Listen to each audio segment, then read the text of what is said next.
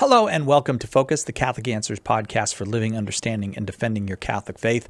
I'm Cy Kellett, your host, and there has been some news out about the growth of the Satanic Temple. So we thought we'd tackle the Satanic Temple, its teachings, what it is, and from a Catholic perspective, and give it fair consideration, especially if something's growing. We want to address it and see what we can accept about it and what we need to challenge about it. And so let me just give you a little of the news. In late September, in the Huffington Post, there was an article from this woman who describes herself as a suburban soccer mom about why she had joined the Satanic Temple. The headline was, "The Death of Justice Ruth Bader Ginsburg Pushed Me to Join the Satanic Temple." Jamie Smith was her name, and she describes herself as a 40-something attorney and mother who lives in a quiet neighborhood with a yard and a garage full of scooters and soccer balls. Well, of course, that got a lot of attention. When soccer moms are becoming Satan worshipers, that gets a lot of attention. In October, a midshipman over at the Naval Academy, who's a member of the Satanic Temple, got the academy to provide a room on campus for midshipmen who are interested in the Satanic Temple to discuss the group. And then I've got this news story out of Seattle. Amid pious protests, Satanists conduct a ritual on the Capitol steps. Congregants from the Seattle-based Satanic Temple of Washington drew a crowd of prayerful onlookers Friday as they hoisted their pentagram and conducted a satanic ritual at the state capitol Friday, March 6th. So what's up with the Satanic Temple? We thought we'd look in. And the person to do that with is Karlo Broussard, because the Satanic Temple, part of what they do is they make certain assertions about reality, and Karlo loves philosophy, and philosophy is the tool for investigating reality. So here's what Karlo had to say.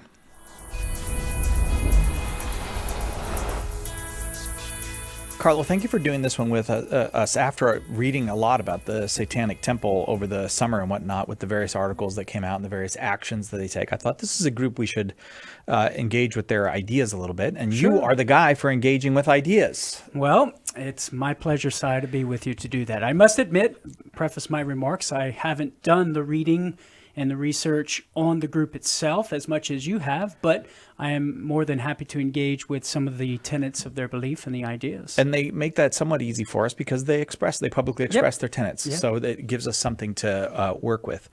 So the Satanic Temple, these are Satan worshipers like Anton LaVey and that kind of thing. And Answer to that question is no. The cursory research that I did do, Yeah, right. They explicitly say they are not the Church of Satan associated with Anton LaVey in the 1960s.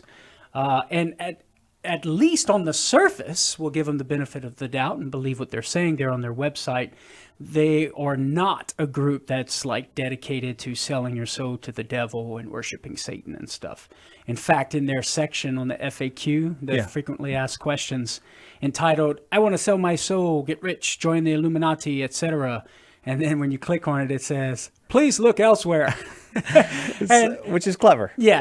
A lot of what they do is clever. As a matter of fact, that's part of the appeal of it, I think. That's right. And they state on their website, they view themselves as a group dedicated to encouraging benevolence and empathy, reject tyrannical authority, advocate practical common sense, and oppose injustice, and undertake noble pursuits of which to advance secularism, pluralism, and individual liberties. That's from their website. And this is language that in general we're all familiar with. It's language from Judeo-Christian tradition. It's language from the Enlightenment that most people today are comfortable with. Language with modern culture. Yeah. Most people are comfortable with, although some of the things as Christians and those who are formed in the classical perennial philosophy, we would take issue with a little bit. So it would be fair to say, though, that there's... We've got to think through it. The Satanic Temple doesn't believe in God or Satan.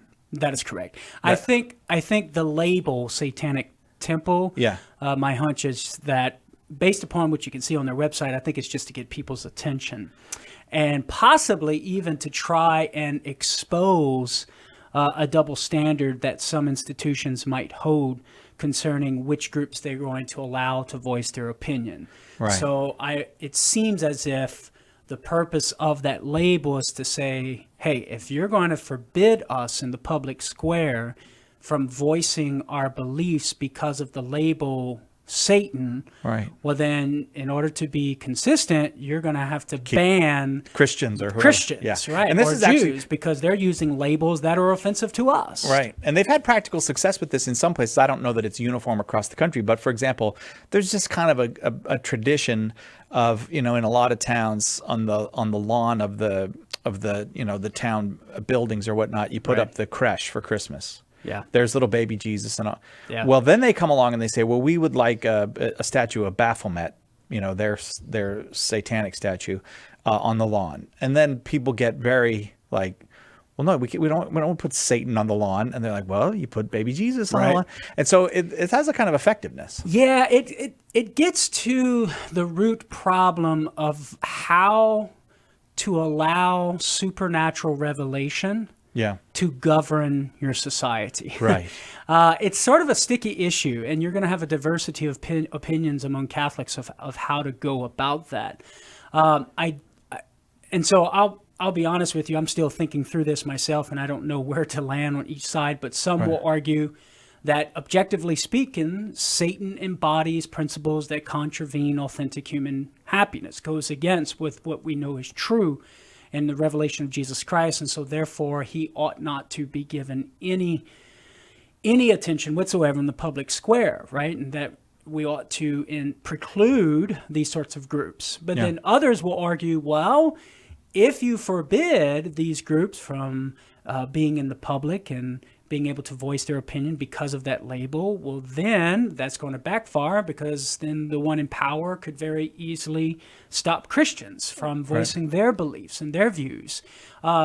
Because they, from the other side, could very well say, well, the Christian label embodies ideas that are offensive to us, namely that same-sex sexual activity is intrinsically immoral. Which we do Or, here, yeah. that's right. Or that to have an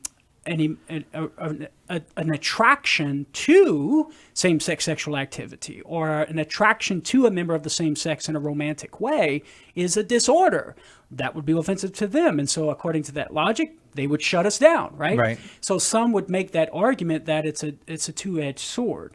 But then others will argue, well, given Christian revelation is this source of authentic human happiness, leaders of a society, the very purpose of such governing is to guide and lead its subjects to authentic happiness. Since Christian revelation reveals that authentic happiness, which precludes Satan and everything that Satan's about, Right. then leaders ought not to allow that. Now, in regards to like public property and putting up a nativity scene with Jesus, I think that has to do with, listen, if the leaders of the country on public property are basing their governing principles on Judeo-Christian principles, right? I don't think they need to put up some other sign to represent other groups in order to be fair. This is manifesting where we're at in our Christian society. Now, it may get to a point where the society is no longer Christian, which we're finding ourselves in a post-Christian. So whether or not, a leader or a sort of public property, governmental property should be putting up Christian signs, I'm all for it, obviously, as a Christian. But I can see the reasoning on the other side and say, hey, well, why not Satan stuff? Yeah. That's But I think a counter to that is our country is founded on Judeo-Christian principles, so we're within our rights to manifest that. But you don't think that using the word, and I suppose that no probably normal person would think this, but using the word Satan and calling yourself the temple of Satan puts you outside the protection of the law, or even puts you outside basic common civil decency from other people. That you call yourself the temple of Satan, Right. but that doesn't mean we're at war with you. Yeah, this is an interesting question because in my mind, as I think through it, Si, it seems as if it depends upon what the label is embodying. Okay. So, for example, let's just take an extreme. Let's say you have a group that gives itself a label of killers of children, right? Or there's some terrorist group, and they actually believe and try to live out what the label embodies. Yeah. Like if the label embodies a message and activity that's going to contravene the natural rights of others, Right. and the common good, then such groups ought to be silenced. Such groups ought to be precluded from Yeah. functioning within society because that's against the common good. Leaders of society are in charge of the common good, so anything that's a threat to the common good, they have a right and obligation to get rid of it, right? So that's an extreme, right? So you come to this issue and you have to ask the question, well, what does the label embody? What are they trying to promote with the label?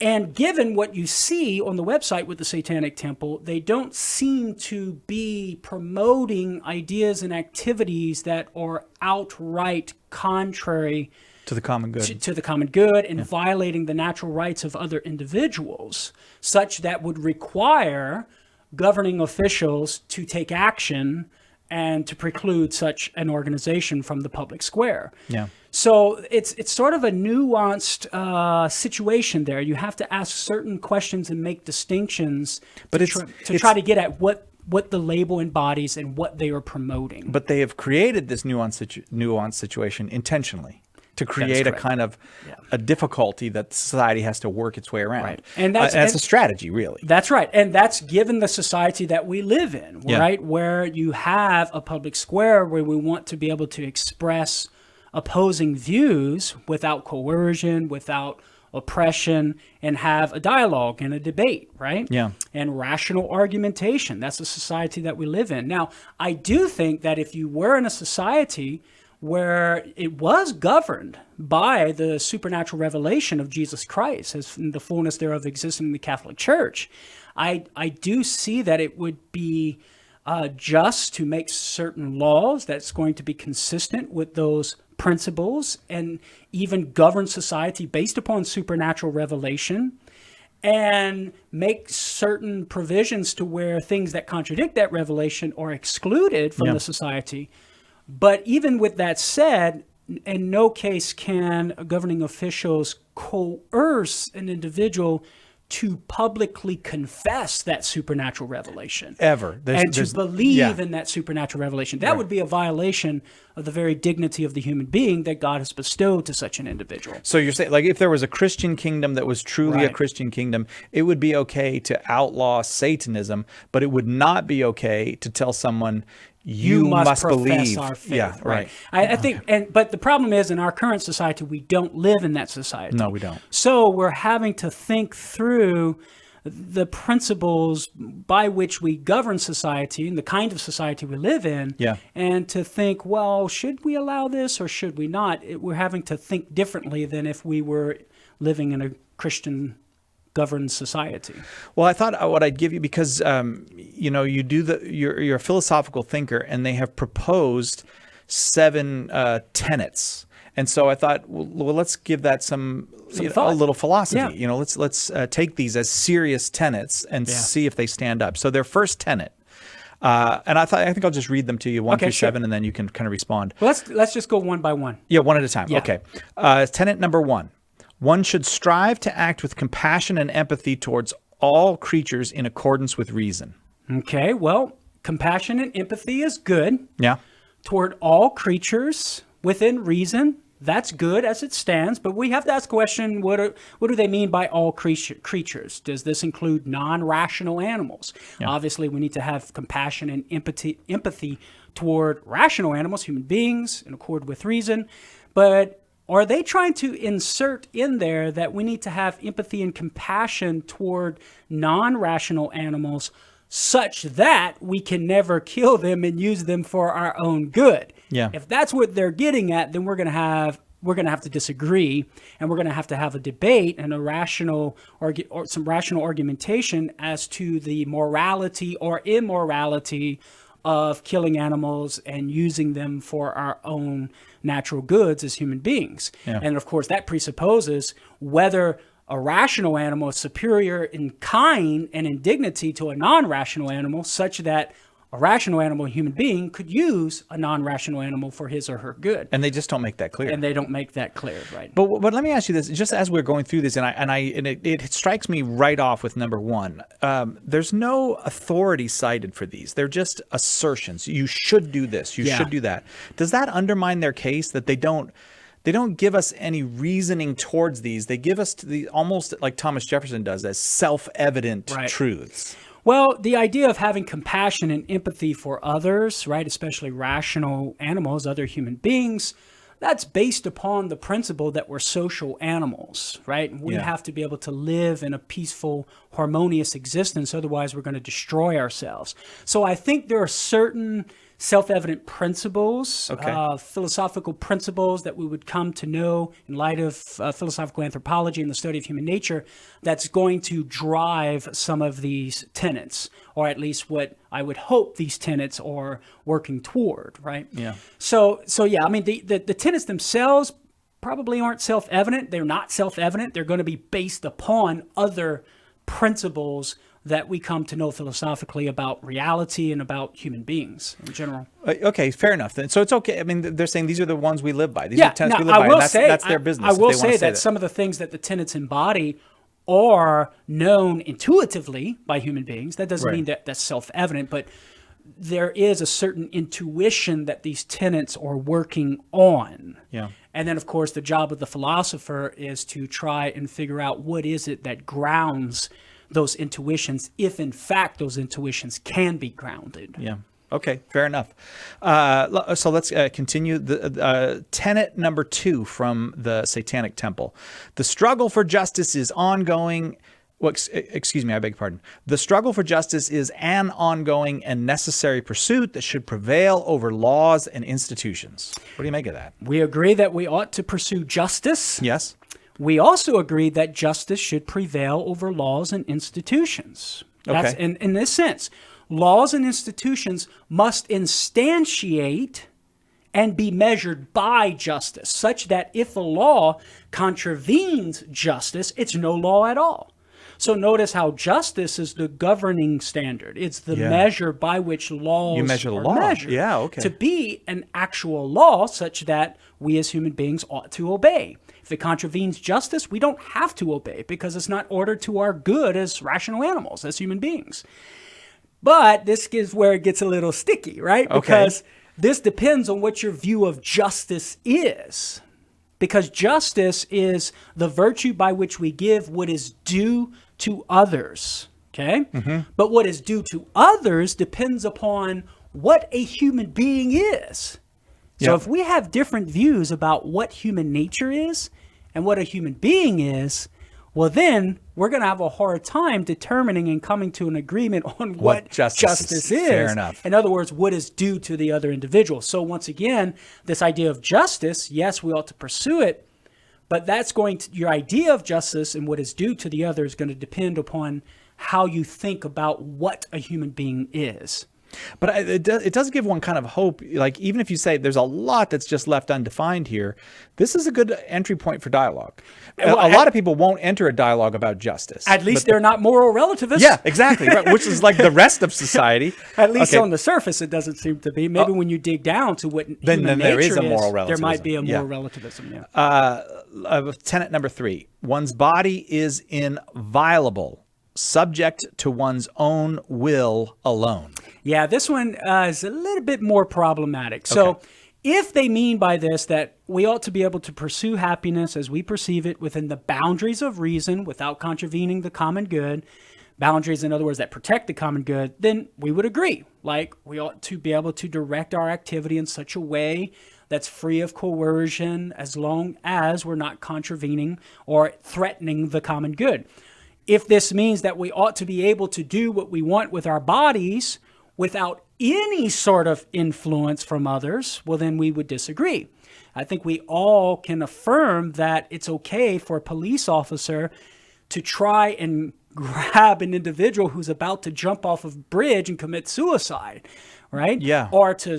I don't know if we all would agree with that, frankly. I don't know, maybe not. Right. Or to stop another individual who's trying to kill themselves or slice themselves. Right. I think most reasonable people who have moral intuitions would agree that in those circumstances, we can stop an individual from doing that. Yeah. And if you don't, then we're going to have to talk about that a little bit more and have some debate about that.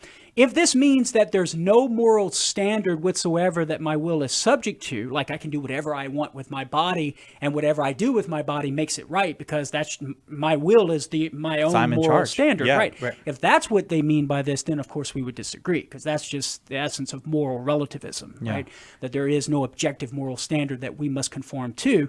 If that's what this means, if this is moral relativism, well, then the individual's will reigns supreme. So we would disagree there. And of course, if this is being asserted to like justify abortion, Which kind of you hear it in there. Yeah. Of course, we would disagree because the baby in the mother's womb is not the mother's body. It has its own distinct body. And it's an individual person who has natural, inalienable rights to life, liberty, and the pursuit of happiness, right, as stated. And so we would disagree that a mother cannot kill her baby in her womb in the name of, I can do whatever I want with my body. It does seem to me that this tenet among all of them is the most satanic in that the elevation of my will and denies my creatureliness, and that's the most satanic thing. Yes, because say, I'm pride not is manifesting itself. Yeah. That I'm not a creature subject to the will of God, my Creator. That is correct. Yep. That's a good insight there. Yeah. Tenet number 4. The freedoms of others should be respected, including the freedom to offend. To willfully and unjustly encroach upon the freedoms of another is to forego one's own. Yeah, it just depends on what they mean by freedom to offend. Now, they do say unjustly encroach upon the freedoms of another, and we would agree with that, right? That we ought to allow others to pursue the natural goods that nature orders us to for human happiness without unjust encroachment, right? Yeah. That we ought to allow. I mean, this follows from our very nature as social animals. Now, also, too, if this means that we should be able to express our views that might upset someone who disagrees, then we agree as well, right? We Christians really, really agree with that. That's right. That's right.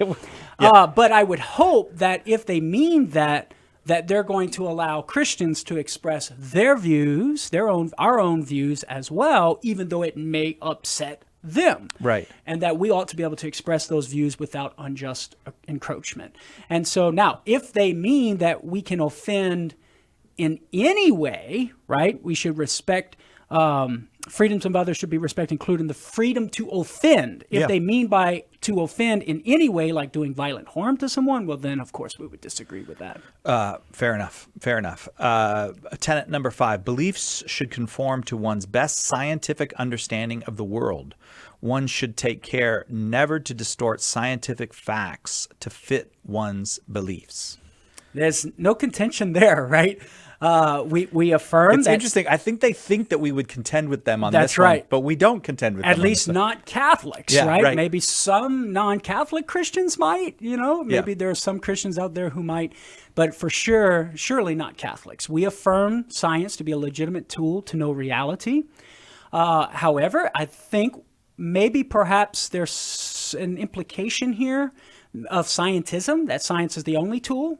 And if that is what's driving this tenet, then we would debate that proposition. Science is the only legitimate tool to know reality.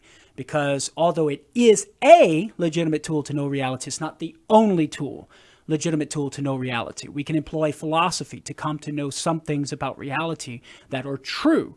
And so we affirm what it's saying, that science is a way to understand the world. We should never try to distort the facts to fit your own belief. That's correct. You should always conform your mind to what you discover to be real. Right? Whether that be by way of science, modern science, or by way of philosophy, or by way of divine revelation. They might argue with you on the divine revelation. Okay, so we are up to tenet number 6 of the Satanic Temple. People are fallible. If one makes a mistake, one should do one's best to rectify it and resolve any harm that might have been caused. Have no qualms with that No, We are fallible, and if we make a mistake, we should try to rectify it. And if we cause any harm, try to make up for that harm.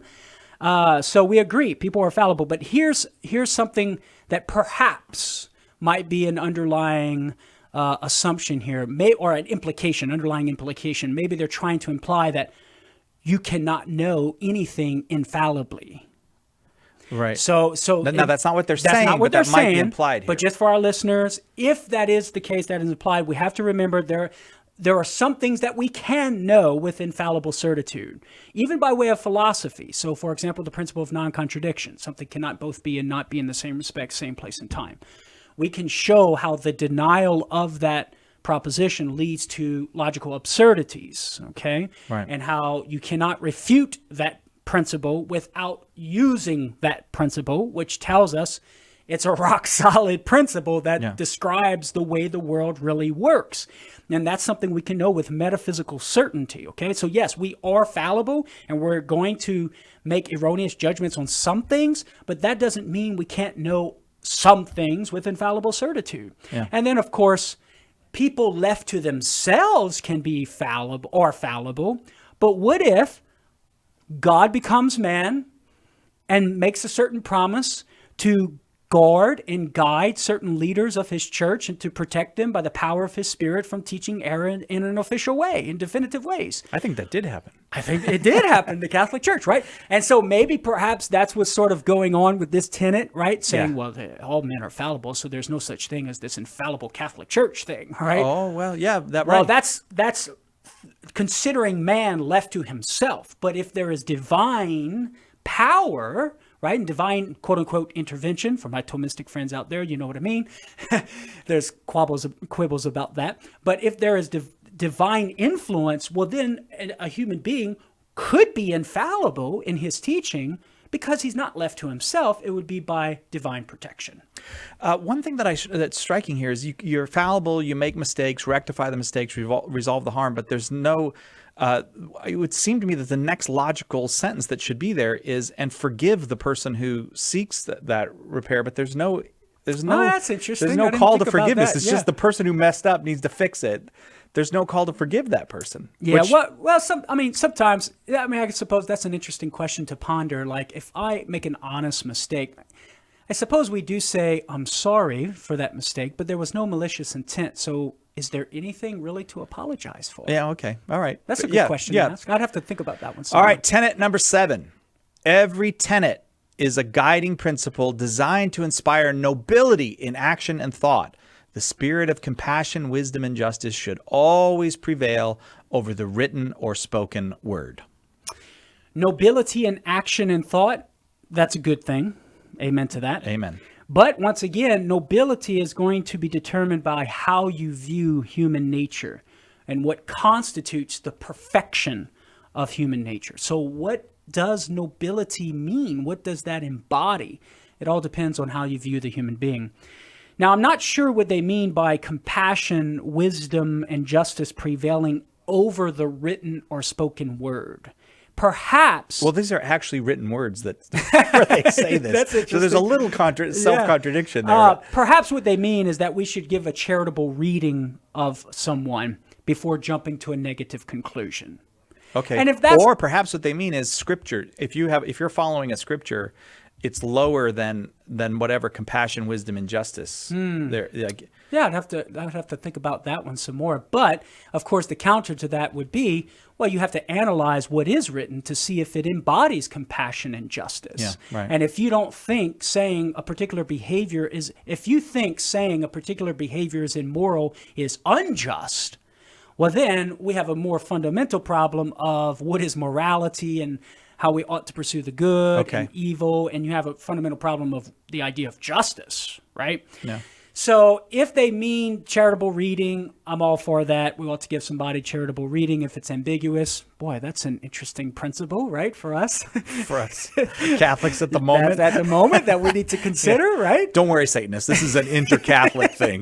We're just not getting along with one another right now. And so we would agree with that. Yeah. But like you said, if they mean that, well, we should reject all inspired scripture or the written word, holy writings, for the sake of compassion, well, if there is an alleged, so here's a thought that just occurred to me. If there is an alleged sacred writing from heaven, and that writing, that document, or the message embodied in the document contravenes what we know philosophically to be true, to philosophically to be compassion and justice and true wisdom, then we ought to reject that alleged sacred writing. If that's what they're getting at, then we would agree wholeheartedly, because one of the ways by which we test and judge alleged revelations to see if they're true or not, from God or not, is to measure it up against what we already know philosophically. Because if there's any contradiction, we know it's not true, because the author of truth that we come to know philosophically is the same author of anything he's going to supernaturally reveal to us. So that's yet another thought that comes to mind, possible way to read that. And if so, we would agree with that. I have to say, going through these with you in particular, you have this certain, like, let's just reason this out quality about you, where I tend to be more suspicious of people, like, man, what are we up to here? Well, maybe I am embodying the principle of a charitable reading. There you go. You are embodying. But I do end up, as a Christian person, at the end of it, first of all, I wish people would not use the name of Satan, because Satan is actually a real person. That is correct. And they don't know that. They're innocent of that fact. But Satan is a real person, and you should stop using his name. Yeah, and from a Christian perspective, that Satan embodies certain things from that we believe as Christians actually contradicts authentic human happiness, right? And he hates you. That's right. Like, I know that you're using it ironically, but he hates you. And so the other thing that I come to as a Christian person is almost, I think it's St. Paul somewhere says in his letters, let me show you a more excellent way. And I feel like the things you're saying here, given the right reading, we'd agree with all these. Maybe given the charitable reading. Yeah, given the most charitable reading. Yeah. We could agree with almost every utterance here, except maybe the assertion that my will it doesn't have a will over it. Other than that, but that Christianity is a more excellent way because of the person of Christ and his teaching, which is shocking, love one another as I have loved you. That goes beyond any kind of natural law or nobility you can come to on your own. Love one another as I have loved you is the most excellent way, and it will just make you happy if you follow it. That is correct, because it's supernatural. It's something that perfects nature and elevates nature, and allows for us to operate in our intellect and will as human beings on a supernatural level to experience the very love of God, the very life of God. And that is our ultimate destiny, to experience that life in perfection on the other side in what we call heaven. Thank you, Carlo. I think we'll just leave it right there. You couldn't end it in a better spot. Thank you, Thanks very much, Carlo. Without being dismissive of people's beliefs, it does seem that as the world de-Christianizes, sometimes intentionally de-Christianizes, sometimes people are just raised without any exposure to Christian truths nowadays. There's more and more searching for a center and a meaning and a purpose and a group with which one can express the meaning and the purpose of life. And so more and more of these things are going to pop up, and we're going to have to just deal with them. I do think it does us no good to deal with them in a histrionic way. The best thing to do, take them seriously, engage with people on a serious level, because there's nothing better than the gospel of Jesus Christ. There just isn't anything better than the gospel of Jesus Christ. So if you want justice and nobility and all the other things that, whatever the fancy words are that the group is using, the way you get those things is by engaging with the love of God in Jesus Christ. So I don't think we have anything to fear. I think we can take these movements quite seriously. In some cases, perhaps more seriously than they'll get treated in other media outlets, because we're safe in the gospel. We're safe in the gospel, and we can engage with anybody on the level of ideas. Thanks for joining us. We'd love to hear from you. If you want to send us an email, just send it to focus@catholic.com. Focus@catholic.com. Please subscribe wherever you get your podcasts so you will be notified when new episodes are released. Also, if you'd give us that 5-star review, helps to grow the podcast. And on YouTube, just growing and growing and growing on YouTube. We're super happy with that. And if you like and subscribe, you help us in that process. I'm Cy Kellett, your host. This is Catholic Answers Focus. We're delighted every time you join us. We'd love to hear your ideas for future episodes. You can send those too to focus@catholic.com. We'll see you next time, God willing, right here.